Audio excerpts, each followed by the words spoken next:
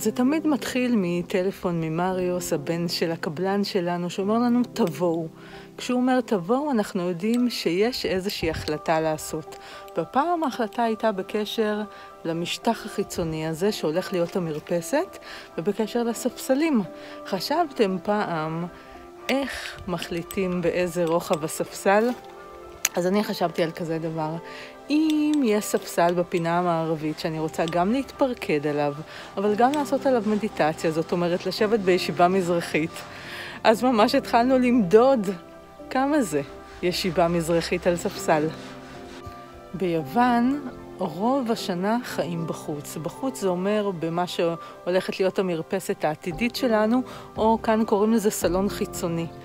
אז גם בקיץ וגם באביב וגם בסתיו ואפילו בחורף יש ימים מאוד יפים, ורוב השנה פשוט חיים בחוץ. אז התלבטנו באיזה גודל לעשות את המרפסת, כי מרפסת זה חשוב, סלון חיצוני זה מאוד חשוב, אבל גם גינה חשובה לנו ושטח לעצים ולגינת ירק וצמחייה בכלל, שזה הולך להיות שם.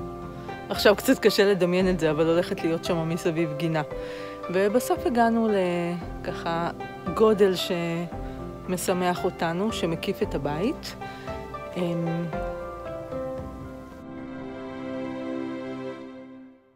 אז בסוף הגענו לגודל שככה משמח אותנו, שמקיף את הבית, ועכשיו הספסלים.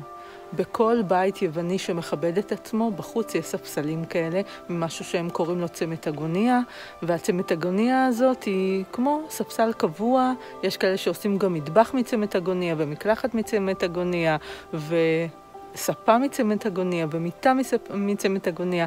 אז אצלנו זה הולך להיות ספסלים. אני תכף אראה לכם את הספסלים.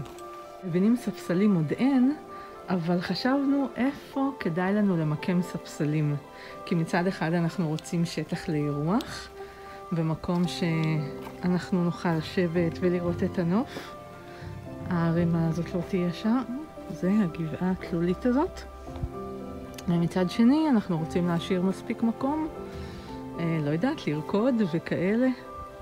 מקום פנוי.